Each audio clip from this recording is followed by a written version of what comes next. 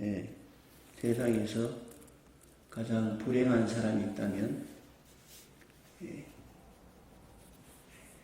이 세상에서 살다가 죽음으로 끝난다 하고 생각하고 사는 사람이라고 말할 수 있어요.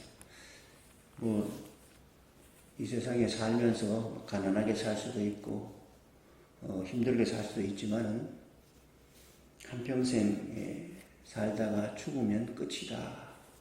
인생은 허무하다 하고 사는 사람은 이 세상 사는 동안에도 허무를 느끼고 죽은 이후에도 허무한 인생이니까 사라진다 생각하면 인생 전체가 다 허무한 것이고 의미가 없는 것이고 그런 것이. 그래서 허무하게 생각하고 사느냐 아니면은 사람이 죽어도 허무하지 않고 의미가 있는 것이냐 하고 생각하고 사느냐, 그 차이가, 그것이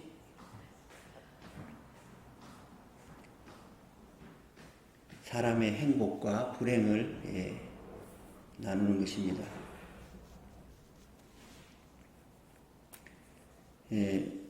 성경 말씀에 사람은 한 번 죽고 그 후에 심판이 있다 하는 말씀이 있는데, 이것이 기독교인들의 사고의 생각의 출발점이라고 할 수 있습니다.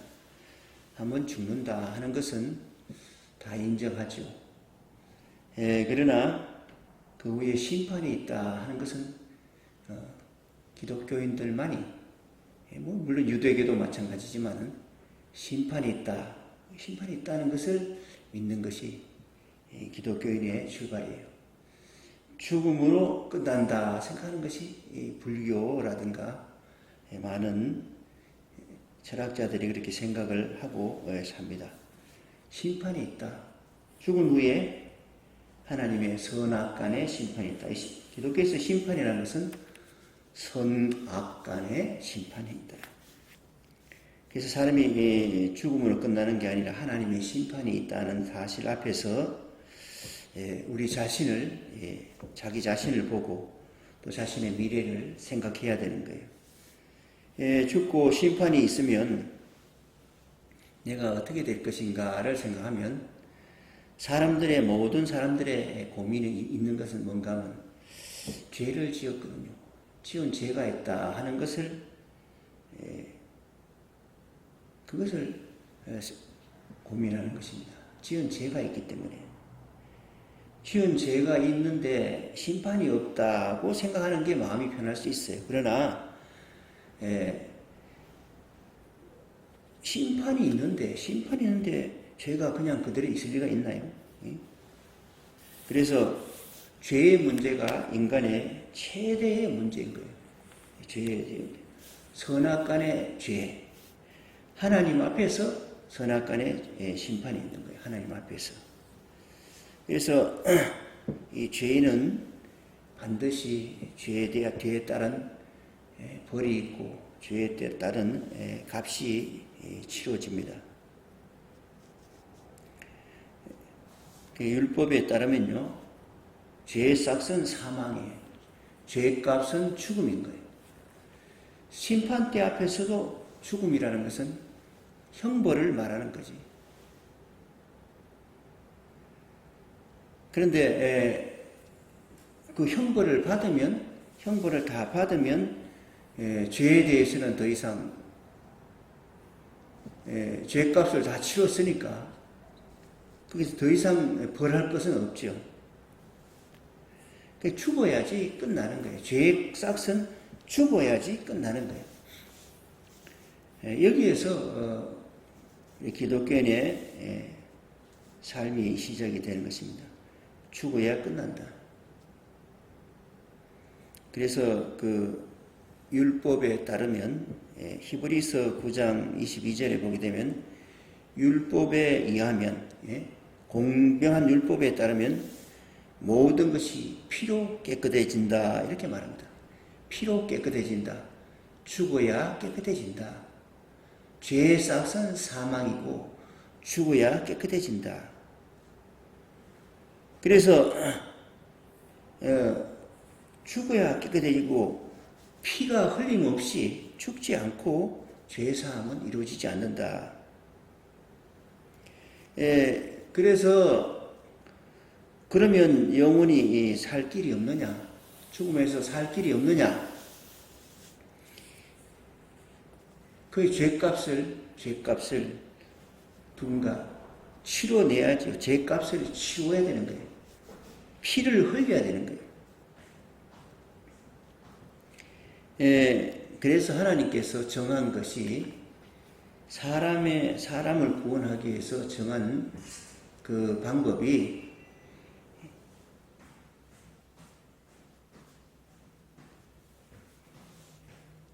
대속의 방법을 정했어요. 대신 피를 흘리면 그 죄값이 치러지는 그런 방법을 정해서 피할 길을 주셨어요.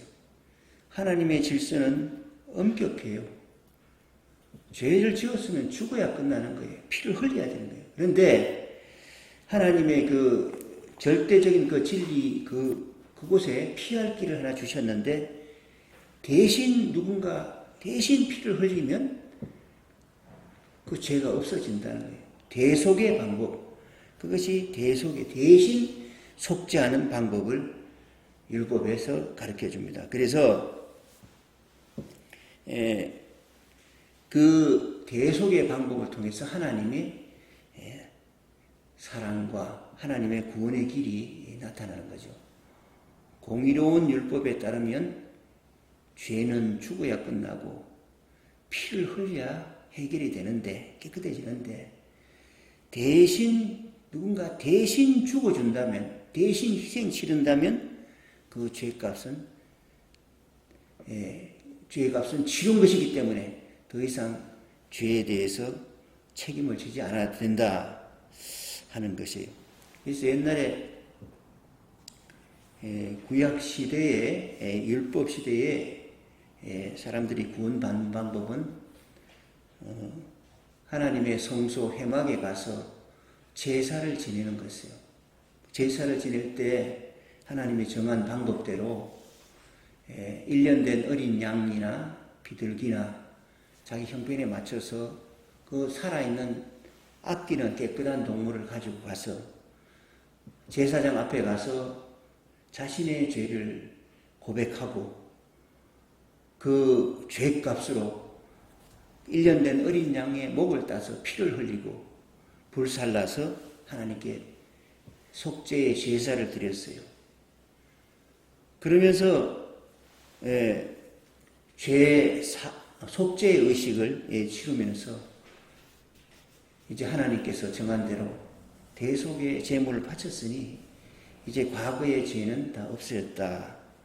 그렇게 믿고 나갔던 거예요. 성막은 하늘에 있는 성소의 모형을 모세가 보고 이 땅에 하늘에 있는 모형을 보고 이 땅에 그렇게 만들어라 하는 그 방법대로 성막을 만들었어요. 그래서 이 성막은 하늘 성소, 하늘의 성소의 모형이라고 할 수 있어요. 하늘의 성소의 모형. 히브리서 9장 24절에 보게 되면 예수님이 이 세상에 오셔서 예수님이 하나님의 아들이고 세상 오신 구세주로 오셔서 말씀도 가르치시고 하나님의 뜻을 전하고 그리고 인류의 모든 사람의 이 죄를 대신하여 십자가에 매달려 못 박혀 죽으심을 당한 거예요. 사건은 예수님이 십자가에 못 박혀 죽임을 당했는데 이 사건의 의미는 하나님 앞에서 인류의 죄를 대속하는 대속의 제물로 바쳐진 것이다. 그 의미는 그런 거예요. 그런 의미로서 하나님의 아들이 세상에 오셔서 십자가 지셨다, 죽임을 당하셨다 하는 것을 말씀하는 거예요. 그래서 히브리서 9장 24절에 보게 되면 예수 그리스도께서는 참 성소의 모형에 지나지 않는, 참 성소는 하늘에 있는 하나님의 나라고요. 그 모형을 만들어 놓은 것이 성막이지요. 그래서 참 성소의 모형에 지나지 않는 손으로 만든 성소에 들어가신 것이 아니라 하늘 성소 그 자체에 들어갔다. 예수님이 성막에 가서 피를 흘린 것이 아니라 예수님은 하늘 성소에 들어가신 것이다. 그리고 우리를 대신하여 하나님 앞에 나타나셨다. 이렇게 말씀하고 있습니다. 이렇게 이러한 죄를 대속하기 위해서 바쳐지는 희생의 제물은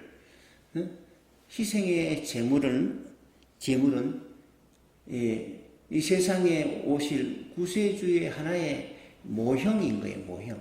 이 모형이라는 것은 실제가 아니고 그 실제를 본따서 만든 거예요. 그래서 실제 본따서 만든 것을 통해서 실제 하나님이 이 죄를, 인간의 죄의 문제를 어떻게 해결하시는가 하는 문제에 대해서 우리에게 계시하고 알려주고 설명하는 거예요. 그래서 그 26절에, 히브리서 26절에 보게 되면 그분이 한 번 죽으셨거든요. 한 번 죽으셨는데, 제사나 지낼 때는 해마다 1년에 한 번씩 제사를 계속 죄를 지으니까 1년에 한 번씩 제사장에게 제물을 가져가고, 제사장이 자기 죄를 포함해서 백성들의 죄를 다 대속하기 위해서 대속의 큰 제사를 드리는 거죠. 해마다 드렸어요. 그러나 이제 예수님은 그럴 필요가 없죠. 예수님은 하나님의 아들이고 하나님 자신이기 때문에 그것을 그 모형의 실제로 나타나셔서 죽임을 당했기 때문에 단 한 번 죽임을 당하심으로 인류의 죄를 다 대속하시고, 이 단 한 번을 속에는 인류의 죄뿐만 아니라 한 번이 죽으심으로 영원히 속죄하는 거예요. 인류의 죄에 대한 영원한 속죄, 영원한 용서와 속죄를 나타내는 그런 의미로 죽임을 당하신 거예요. 그것을, 그렇다는 것을 설명하는 거예요. 그것은. 히브리서의 기자는 예수 그리스도의 죽음은 온 인류의 죄를 영원히 속죄하는 의미로 죽임을 당하셨다. 하나님의 영원한 용서와 구원의 길을 우리에게 보여준 것이었어요. 그래서 이러한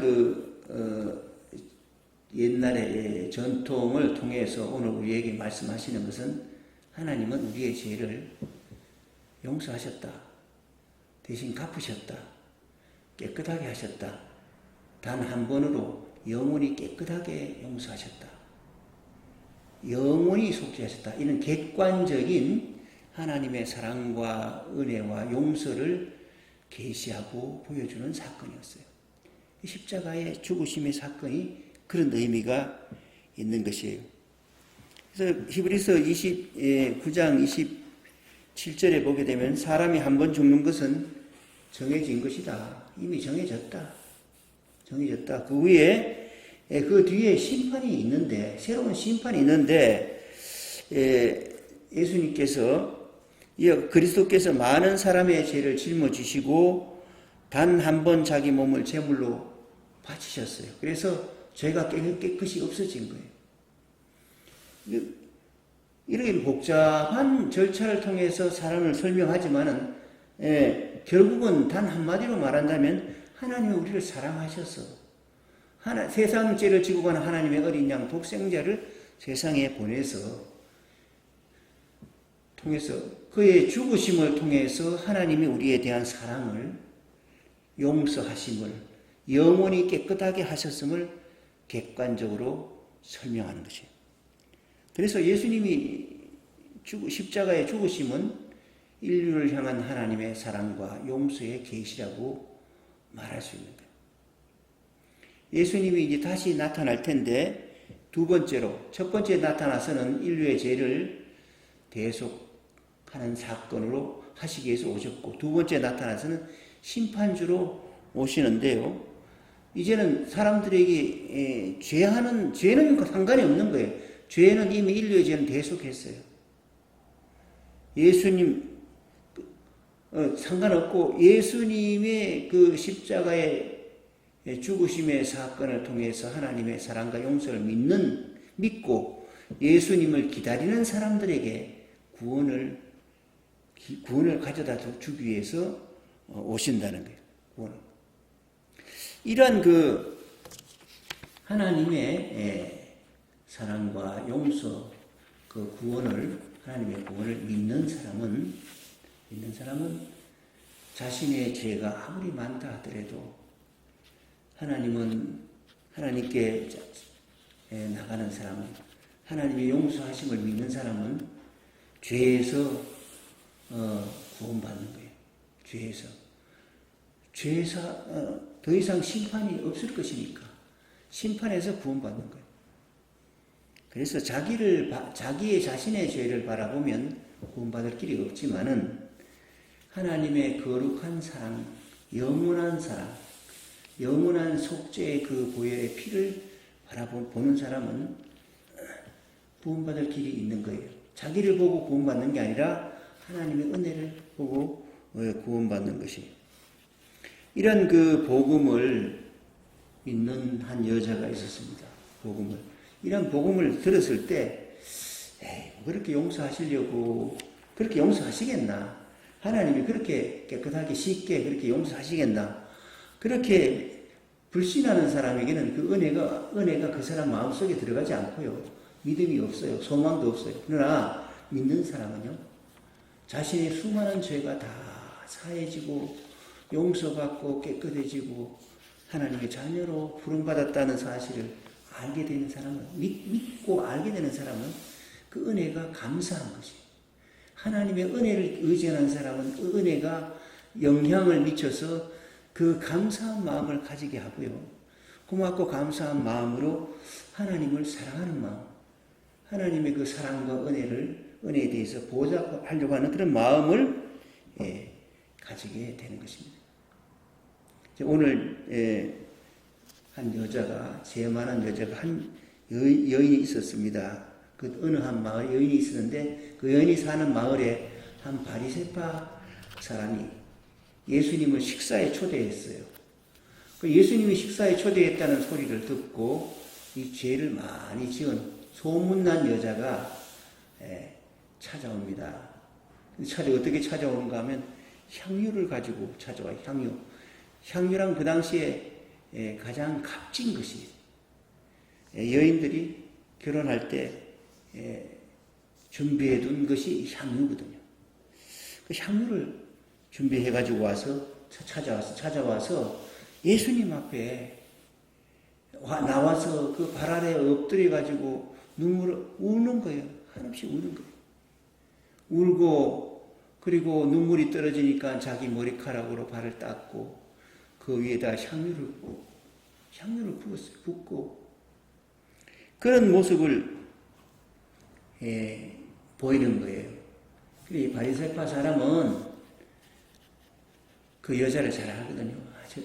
저 여자가 얼마나 소문난 죄를 저는 행실이 좋지 못한 여잔데 하고 다 아는데 예수가 예언자 좀 된다면 저 사람도 정체도 파악했을 텐데 왜 가만히 내두나, 그렇게 판단하고 있고요. 또 반면에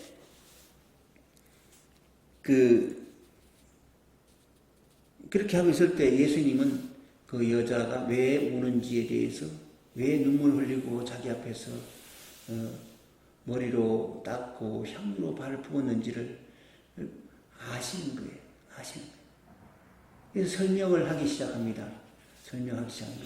여자가 왜 내 앞에 와서 눈물을 흘리고 머리카락으로 발을 닦고 향유를 부었을까? 가장 귀한, 최고 귀한 향유를 붓고 그런 일을 했을까 하는 데는 설명을 하기 위해서 자기 제자 시몬에게 설명해주고 다른 사람에게 설명해주기 위해서 하나의 예를 듭니다. 시몬아, 네가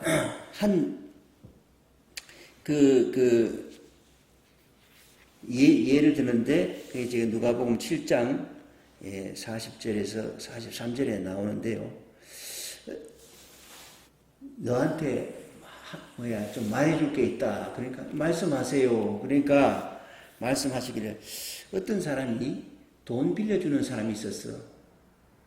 어떤 사람에게는 여기 보게 되면 50데나리온, 어떤 사람에게는 500데나리온, 이제 한 10배 차이로 돈을 빌려줬어요. 요즘 돌아 같으면 한 데나리온이 1당이니까 50은 50일치 1당, 500은 1년치 넘는 1당, 땅이니까 몇백만, 몇천만 되겠죠. 예?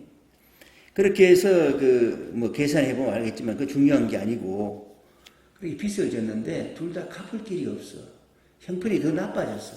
돈은 어떤 사람은 50 빌려주고 어떤 사람은 500을 빌려줬는데 형편이 더 나빠져 갚을 길이 없어. 그래서 돈 빌려주는 사람이 형편도 어려니 이제 갚을 길도 없으니 없는 걸로 치세하고 다 갚아줬어요. 그냥 없애버렸어요. 빚을 탕감해줬어요. 자, 두 사람이 있어. 한 사람은 50을 탕감받았고 한 사람은 500을 탕감받았어요. 그러면 둘 중에 어떤 사람이 자기 빚을 탕감해준 주인에게 더 사랑하고 더 감사할까를 물어보는 거예요. 상식적으로 생각할 때 50 탕감받은 것보다 500 탕감받은 것이 더 감격이 되겠죠. 더 크지. 그렇게 이야기하니까 시몬이 그렇게 대답하니까 네 판단이 옳다. 네 판단이 옳아. 맞아. 이 여자를 봐라. 이 여인을 봐라. 그러면서 시몬에게 말하기를 여기 시몬이라는 사람이 바리새파 사람인가 봐요. 바리새파 제자인가 봐요. 그래서 네 여자를 봐라. 봤죠. 근데 이 여자, 너는 내가 초대받아서 이 집에 들어올 때 발 씻을 물도 주지 않았습니다. 이 여자는 자기 눈물로 내 발을 적셨다. 그리고 자기 머리털로 발을 닦아주었다. 너는 내게 반갑다고 입 맞추지 않고 포옹하지 않았지만은 그 여자는 들어올 때부터 내 발에 입 맞추기를 그치지 아니했다.